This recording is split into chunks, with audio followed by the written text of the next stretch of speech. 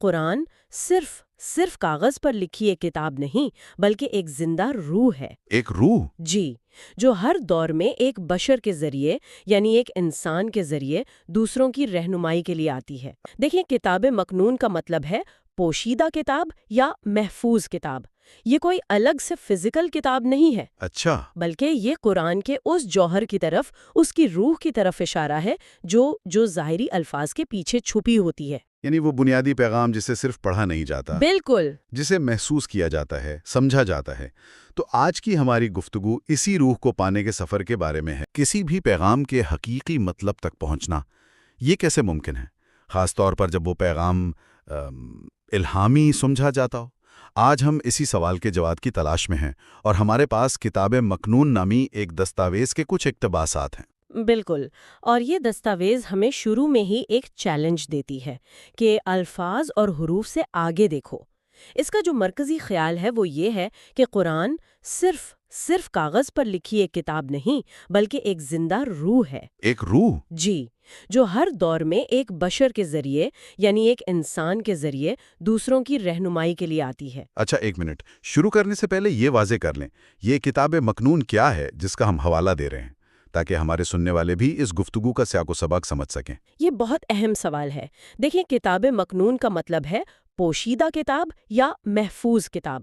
یہ کوئی الگ سے فزیکل کتاب نہیں ہے، اچھا، بلکہ یہ قرآن کے اس جوہر کی طرف، اس کی روح کی طرف اشارہ ہے جو ظاہری الفاظ کے پیچھے چھپی ہوتی ہے۔ یعنی وہ بنیادی پیغام جسے صرف پڑھا نہیں جاتا، بالکل، جسے محسوس کیا جاتا ہے، سمجھا جاتا ہے۔ تو آج کی ہماری گفتگو اسی روح کو پانے کے سفر کے بارے میں ہے۔ زبردست!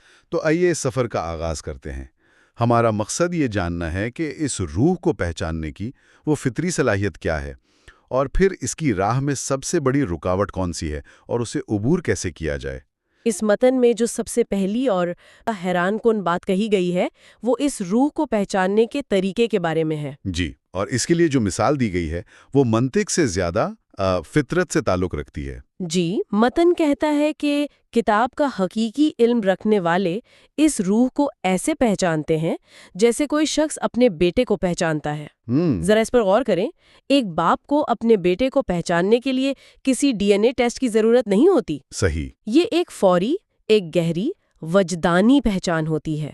متن کے مطابق سچائی کی پہچان بھی بالکل ایسی ہی ہے۔ انیٹ ریکگنیشن۔ انیٹ ریکگنیشن، جی۔ ایک منٹ، یہ بات مجھے بہت دلچسپ لگی۔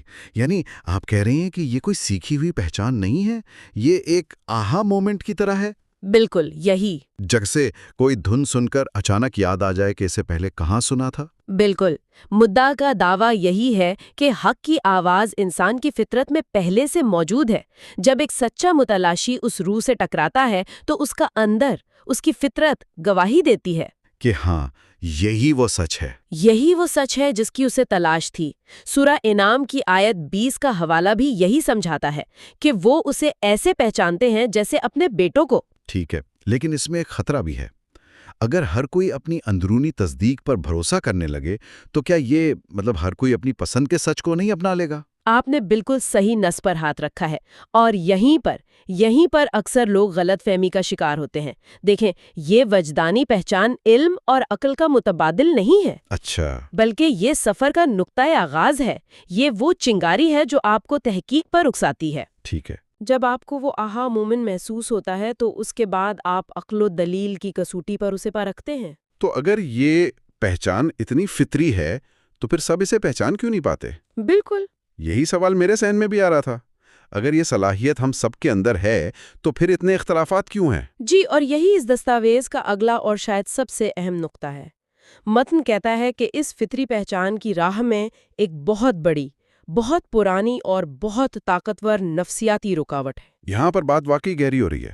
متن اس پہچان نہ کر پانے کی وجہ کسی بیرونی سازش سے نہیں، بلکہ انسان کی نفسیات کے اندر ایک کمزوری سے جوڑتا ہے۔ جی، اور اس کے لیے وہ شیطان اور آدم کے واقعے کا حوالہ دیتا ہے۔ اس تجزیے کے مطابق شیطان کی بنیادی غلطی کیا تھی؟ اس نے آدم کے بشر کو دیکھا، اس کے مٹی کے جسم کو، لیکن اس کے اندر جو روح پھونکی گئی تھی اسے نہیں دیکھ سکا۔ اسے حسد اور تکبر اس بات پر ہوا کہ اس مٹی کے بنے پیکر کو مجھ پر فضیلت کیوں دی جا رہی ہے۔ وہ برتن کی ظاہری شکل پر اٹک گیا؟ جی، اور اس کے اندر موجود جوہر کو نظر انداز کر گیا۔ یہ تو ایک بہت بڑا دعویٰ ہے۔ یعنی یہ متن کہہ رہا ہے کہ تاریخ کی سب سے پہلی غلطی آج بھی ہر اس شخص سے دہرائی جا رہی ہے جو پیغام کے بجائے پیغام لانے والے کی شخصیت میں الجھ جاتا ہے۔ بالکل، یہ ایک ٹائم لیس ہیومن فلا ہے۔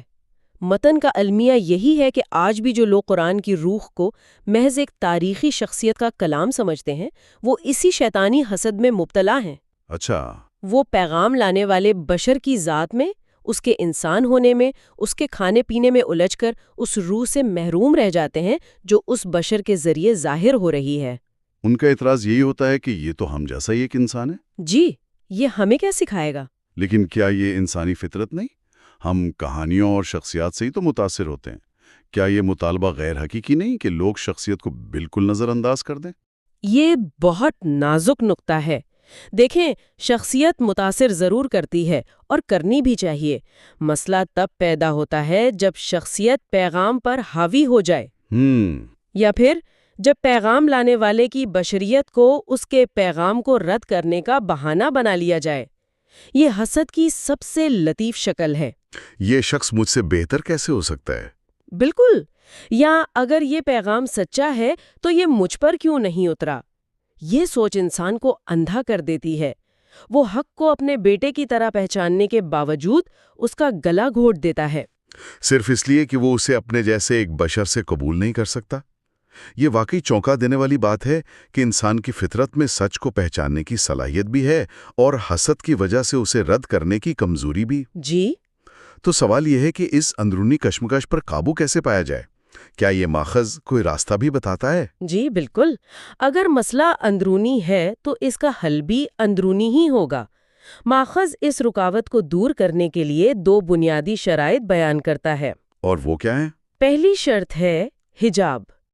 حجاب؟ جی، اب جیسے ہی ہم حجاب کا لفظ سنتے ہیں، ہمارا ذہن فوراً لباس کی طرف جاتا ہے، لیکن یہاں اس کا مطلب بہت وسیع ہے۔ اس کے لیے حضرت مریم کی مثال دی گئی ہے، جنہوں نے اپنے لوگوں سے خود کو الگ کر لیا۔ یعنی حجاب اختیار کیا؟ جی، یہاں حجاب کا مطلب ہے فکری تنہائی یا انٹلیکچول آئسولیشن۔ فکری تنہائی؟ اس کی تھوڑی وضاحت کریں، کیا مطلب ہے اس کا؟ اس کا مطلب معاشرے سے کٹنا نہیں، بلکہ معاشرے کے شور سے کٹنا ہے۔ یعنی آپ دنیا کے جو مروج نظریات ہیں، لوگوں کی رائے، سوشل میڈیا کے ٹرینڈز، اس معلومات کی بمباری سے شعوری طور پر ایک فاصلہ پیدا کریں۔ اچھا، جب تک انسان اس شور سے الگ ہو کر یکسوئی کے ساتھ حق کی تلاش نہیں کرتا، تب تک وحی کی اصل روز پر نہیں کھلتی۔ تو حجاب یہاں ایک قسم کا ڈیجیٹل ڈی ٹاکس یا مینٹل ڈی کلٹرنگ ہے، اپنے ذہن کو باقی تمام آوازوں سے خالی کرنا تاکہ خالص آواز سنی جا سکے۔ بالکل۔ اور دوسری شرط ہے طہارت، یعنی پیوریفیکیشن۔ طہارت؟ جی، اس کے لیے سورہ واقعہ کی آیت کا حوالہ ہے، لا یمسہ الا المطہرون، اسے پاک لوگوں کے سوا کوئی چھو نہیں سکتا۔ یہاں چھونے سے مراد جسمانی لمس نہیں ہے؟ تو پھر اس سے مراد ادراک اور فہم ہے، یعنی کتاب مکنون کی روح تک رسائی صرف اسی کو حاصل ہوتی ہے جو اپنے باطن کو پاک کر لے۔ اور باطن کی پاکی سے کیا مراد ہے؟ اس سے مراد ہے اپنے ذہن اور دل کو شرک، حسد، تکبر، تعصب اور غیر اللہ کی آئیڈیالوجیز کی آلودگی سے پاک کرنا۔ جب تک انسان کا اندر ان آلودگیوں سے بھرا ہوا ہے، وہ قرآن کے الفاظ تو پڑھ سکتا ہے، لیکن اس کی روح کو مس نہیں کر سکتا۔ اس کی مثال ایسے ہے جیسے گندے شیشے سے آپ باہر کا منظر صاف نہیں دیکھ سکتے۔ بالکل، جی، چاہے منظر کتنا ہی خوبصورت کیوں نہ ہو۔ تو جب آپ طہارت کی بات کرتی ہیں، یعنی باطن کی پاکیزگی، تو کیا اس کا موازنہ آج کل کی مائنڈفلنس یا ان بائسنگ کی تحریک سے کیا جا سکتا ہے؟ آپ نے بہت خوبصورت موازنہ کیا ہے۔ جی، یہ وہی چیز ہے۔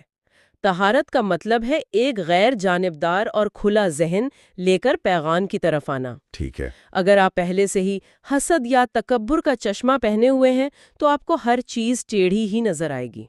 تو مطہرون وہ لوگ ہیں جو اپنے نظریات اور جذبات کو سچائی پر حاکم نہیں بناتے، بلکہ سچائی کے سامنے خود کو پیش کرتے ہیں۔ جی، اپنے آپ کو پاک صاف کر کے پیش کرتے ہیں۔ ٹھیک ہے، آئیے اب ان سب چیزوں کو جوڑنے کی کوشش کرتے ہیں۔ ایک طرف حق کو فطری طور پر پہچاننے کی صلاحیت ہے، دوسری طرف بشر سے حسد کی ایک طاقتور رکاوٹ ہے، اور پھر اس رکاوٹ کو دور کرنے کے لیے حجاب اور طہارت کی شرائط ہیں۔ یہ سب آپس میں کیسے کام کرتے ہیں؟ یہ ماخذ اس پورے عمل کو ایک تکون، ایک ٹرائنگل کی شکل میں پیش کرتا ہے: روح، بشر اور حجاب طہارت۔ تکون۔ جی، اسے سمجھنے کے لیے ایک سادہ سی مثال لیتے ہیں۔ فرض کریں روح یعنی الہامی پیغام ایک خزانہ ہے، بشر یعنی پیغمبر وہ نقشہ ہے جو اس خزانے تک لے جاتا ہے، اور حجاب اور طہارت وہ شرائط ہیں جو اس نقشے کو پڑھنے کے لیے ضروری ہیں۔ یہ بہت اچھی مثال ہے، اسے مزید واضح کریں۔ اب دیکھیں، اگر آپ نقشے یعنی بشر سے ہی حسد کی وجہ سے نفرت کرتے ہیں اور اسے پھاڑ کر پھینک دیتے ہیں تو آپ خزانے تک کبھی نہیں پہنچ سکتے۔ ظاہر ہے یہ تو پہلی رکاوٹ ہے۔ جی، دوسری بات، اگر آپ کے پاس نقشہ موجود ہے لیکن آپ کے ذہن پر دنیا کا اتنا شور ہے، یعنی حجاب کا الٹ جی، کہ آپ نقشے پر توجہ ہی نہیں دے پا رہے ہیں، یا آپ کی نظر تعصب کی وجہ سے دھندلی ہے، یعنی طہارت کا الٹ، بالکل، تب بھی آپ خزانے تک نہیں پہنچ سکتے۔ تو یہ تینوں چیزیں ایک دوسرے سے جڑی بھی ہیں، ان میں سے کسی ایک کو بھی الگ نہیں کیا جا سکتا۔ نہیں کیا جا سکتا۔ اللہ کا پیغام یعنی روح ہمیشہ ایک انسان یعنی بشر کے ذریعے ہی آئے گا، اور اس پیغام کو سمجھنے کے لیے خود پر کام کرنا یعنی حجاب اور طہارت لازمی ہے۔ بالکل۔ اور یہیں پر سورہ انعام کی وہی آیات 20 دوبارہ آتی ہے، جس کا ایک حصہ ہے الذین خسروا انفسہم، وہ لوگ جنہوں نے اپنی جانوں کو خسارے میں ڈال دیا۔ جی، متن اسی نقطے پر ختم ہوتا ہے کہ یہ وہ لوگ ہیں جو اپنی انا اور حسد کی وجہ سے اس فطری پہچان کا گلا گھونٹ دیتے ہیں جو ان کے اندر موجود تھی۔ وہ حق کو اپنے بیٹوں کی طرح پہچاننے کے باوجود انکار کر دیتے ہیں۔ کیوں؟ کیونکہ وہ اس بشر کو قبول نہیں کر پاتے جو اللہ کے مینول کی تلاوت کر رہا ہوتا ہے۔ ان کا حسد ان کی فطری پہچان پر غالب آ جاتا ہے۔ تو یہ ایک اندرونی کشمکش ہے، ایک طرف فطرت کی آواز ہے، جی، اور دوسری طرف حسد اور انا ہے جو اس آواز کو دبا دیتی ہے۔ بالکل، اور جیت اسی کی ہوتی ہے جسے انسان خود پر غالب آنے دیتا ہے۔ تو آج کی اس گفتگو کا خلاصہ یہ ہے کہ الہامی پیغام کو سمجھنا صرف ایک علمی مشق نہیں ہے، یہ محض الفاظ کا کھیل نہیں، بلکہ یہ ایک روح ہے جسے وجدانی طور پر پہچانا جاتا ہے۔ بالکل، اور اس پہچان کی راہ میں سب سے بڑی رکاوٹ کوئی بیرونی طاقت نہیں، بلکہ خود انسان کے اندر موجود حسد اور تکبر ہے جو اسے پیغام لانے والے بشر کی شخصیت میں الجھا دیتا ہے۔ اور اس رکاوٹ کو دور کرنے کا راستہ بھی اندر سے ہی نکلتا ہے۔ جی، دنیاوی نظریات کے شور سے فکری حجاب اختیار کرنا اور اپنے باطن کی طہارت۔ یہ پورا تجزیہ دراصل اس ایک نقطے پر زور دیتا ہے کہ علم کا حصول صرف معلومات اکٹھا کرنا نہیں، بلکہ خود کو اس علم کو قبول کرنے کے قابل بنانا ہے۔ جی، علم حاصل کرنے سے پہلے علم کے لیے برتن کو صاف کرنا پڑتا ہے۔ اگر برتن ہی گندا ہو تو آب حیات بھی اس میں آ کر گدلا ہو جائے گا۔ بالکل۔ سامعین کے لیے ایک آخری سوچ چھوڑے جاتے ہیں۔ اس ماخذ میں فکری حجاب یعنی دنیا کے شور سے الگ ہونے پر بہت زور دیا گیا ہے۔ آج کی اس ڈیجیٹل دنیا میں جو ہمیں ہر لمحہ مصروف اور مشتعل رکھنے کے لیے ڈیزائن کی گئی ہے، وہ کون سا ایک شور ہے جسے اس ہفتے بند کیا جا سکتا ہے تاکہ ہم کسی پرسکون اور گہری آواز کو سننے کا موقع پا سکیں؟